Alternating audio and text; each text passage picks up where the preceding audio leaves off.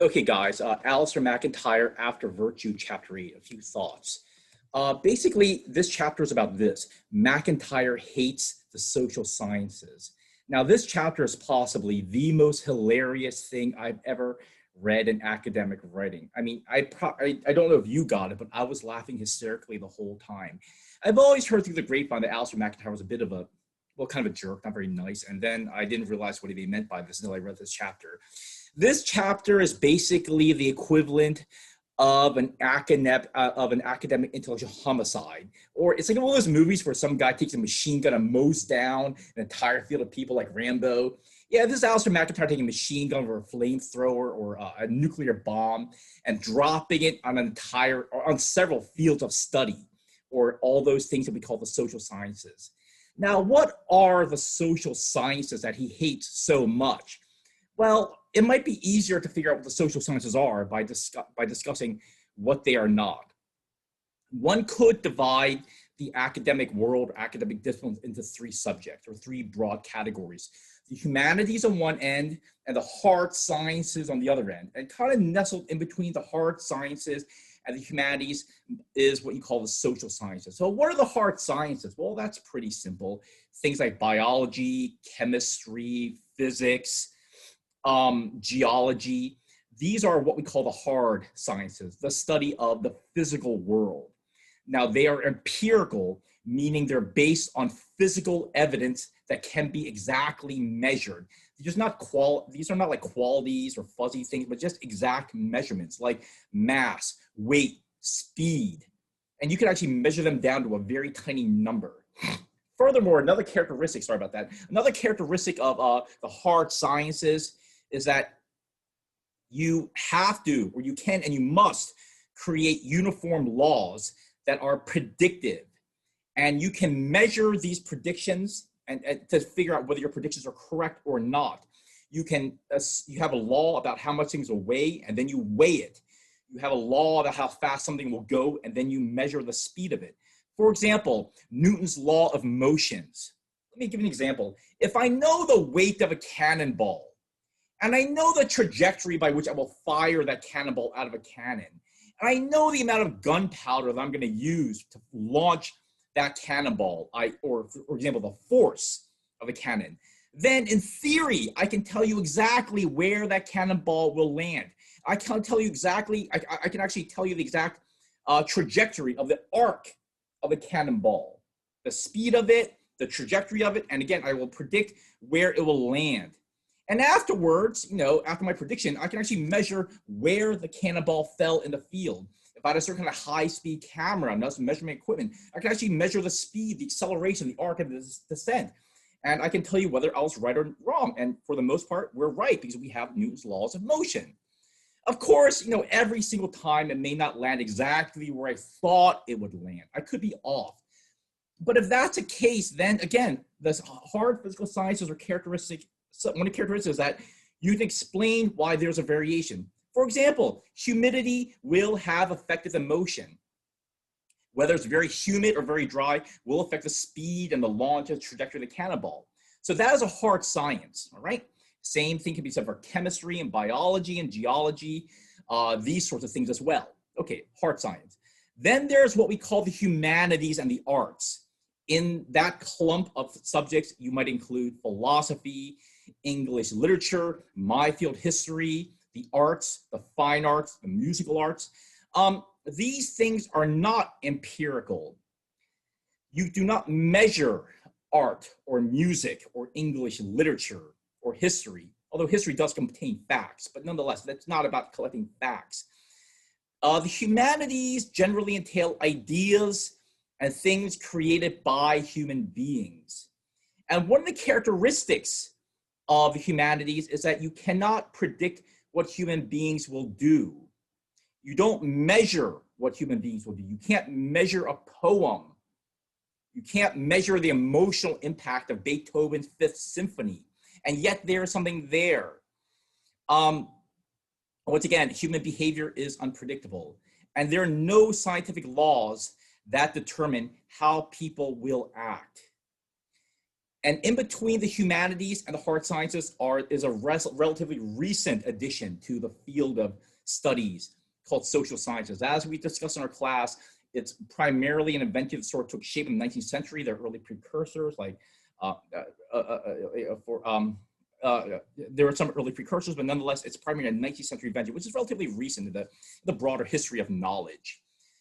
The social sciences are neither a hard science nor a humanities. So what is it? Well, according to MacIntyre, it's mostly garbage. It's mostly a dumpster fire. Now, I'm not necessarily agreeing with him. I'm just telling you what he's saying. They are psychology, sociology, and economics. And by the way, I thought it was really hysterical and funny kind of meme where he talked about the average IQ of people in the hard sciences and the social sciences. He made the claim the social sciences are actually much lower. The only reason why it's not as low as it could be is because the economics tends to boost it up. Anyway, I thought that was pretty mean. What MacIntyre wants to claim is that the social sciences pretend to be a science, but they are not.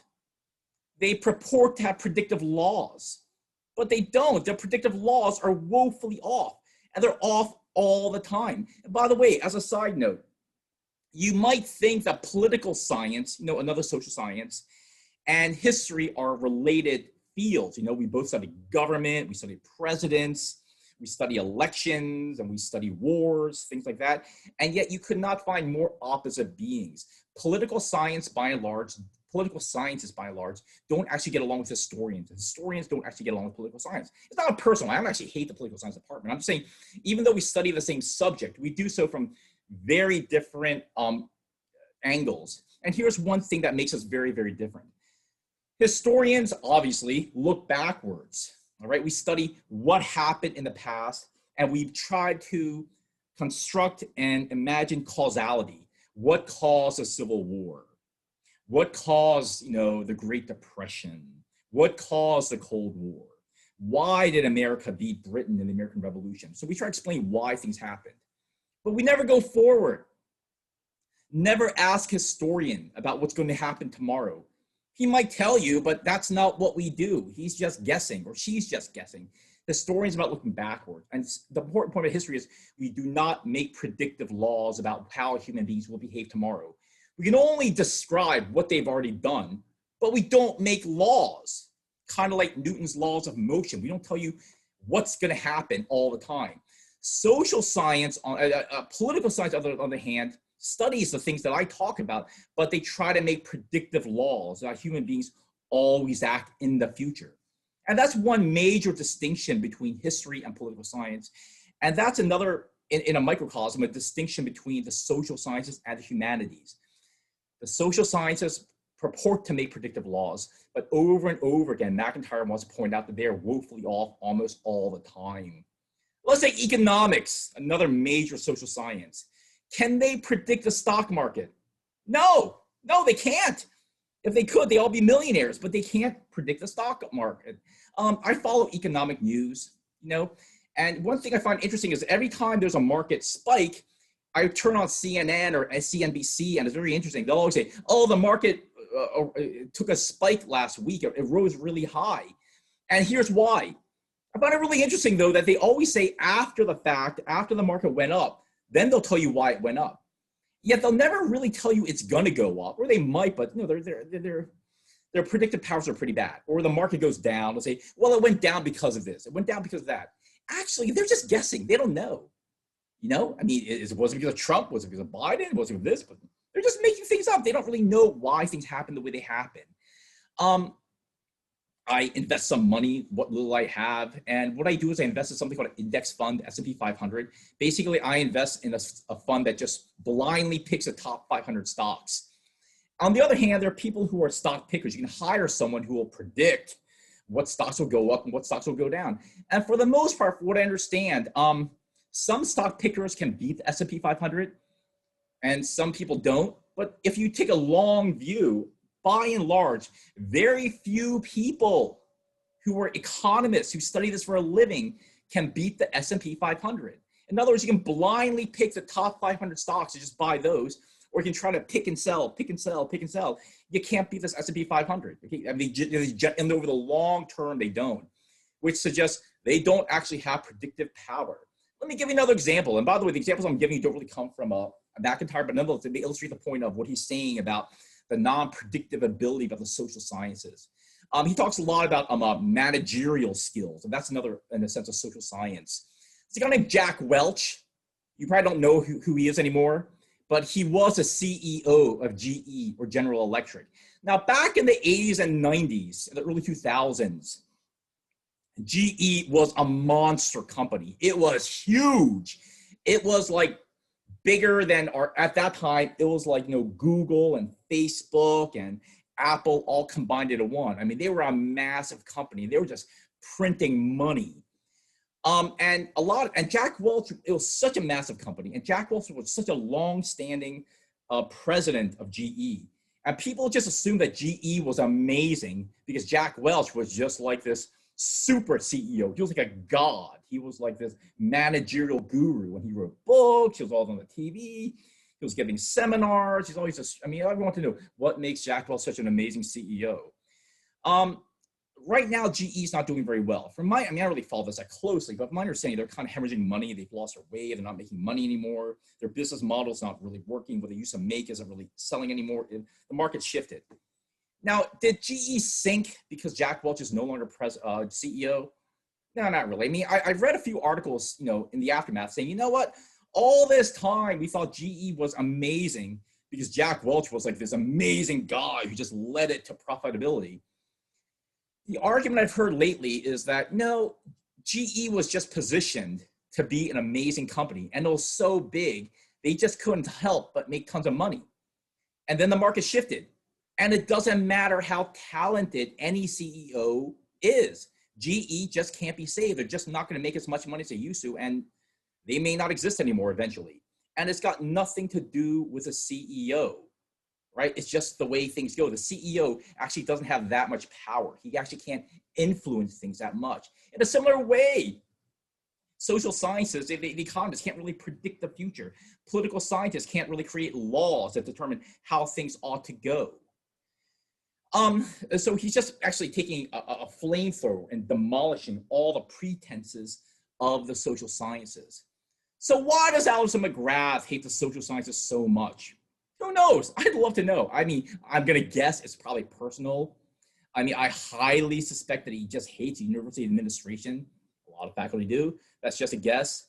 But I think he hates the social sciences because the social sciences have taken on the role of religion.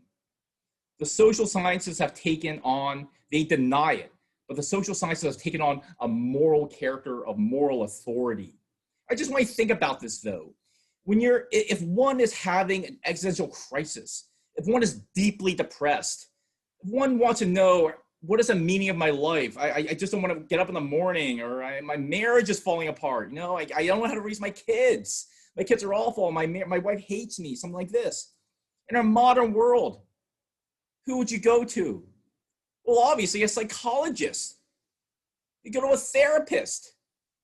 Purportedly, these psychologists, therapists, in theory, can fix your marriage, can fix your family, can help you raise your kids, in theory, right? Or maybe you just don't know how to live your life in a proper way.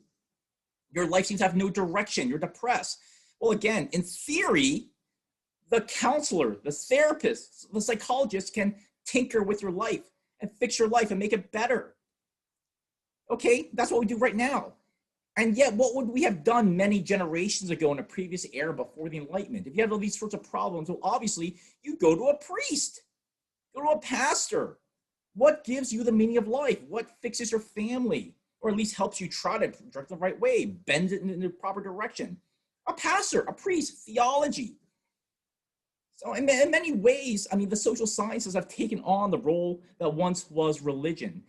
Think about what economists do or politicians do. Again, politicians, people who study political science, or people who study economics, or people who study managerial theories. What do these people do? Well, they manage the economy, right? What do we expect our government to do? Manage our economy, get more money for people, or get the most amount of money for the most amount of people. Or, we elect people who have all these theories about what is the good society. Is the idea that we want rich people to be really rich and trickle down that economy for everyone else? Or do we want more of a Marxist socialist model where we sort of tax the rich people and raise the level of poor people. You know, I mean, it's not just nuts and bolts of how to manage economy or balance checkbook. Behind it all is a moral argument about what is a good society, what is the good life, how ought we treat one another. You know? And yet they don't really talk about the morality, but the morality is implicit in it. Yet behind it all is this belief that material prosperity, getting more people more money to buy more stuff, is a good. It's an unquestioned assumption, but it's there. But that has become the goal of our lives, managing the money and stuff we have to distribute it in a fair, equitable way, which is a moral assumption to a lot of people. I'm not saying it's a bad idea, but you know, we sort of elevated the economists and the politicians to a high level, ones that should have been the domain of the church, and they take on moral assumptions that are not questioned. Or it seems to me that behind the therapist, behind the economist, behind the politician, you know, is this moral authority that has no theoretical foundation, but we've just given it to them. Oddly enough, we kind of become weirdly Marxist, haven't we? We've made it almost criminal or sinful not to be prosperous. It's taken on a moral quality. And he wants to, so a couple of things that McGrath wants to do. First of all, these social sciences, they don't have predictive power, though they claim to. They claim to make laws about the future, and yet they fail. Yet in any hard science, if a physicist made theories that failed over and over and over again, we would just say your field is garbage, or you are a garbage physicist, or your theory, there's just something wrong with you. Yet in the social sciences, they fail, their predictive laws fail to actually result in what they say they're going to do. Yet we don't question their authority. In fact, we just give them moral authority. We've made them the priests of our lives, of our society. And he thinks that's kind of pathetic and weird and sad. And I think that's why he hates it so much. All right. Okay.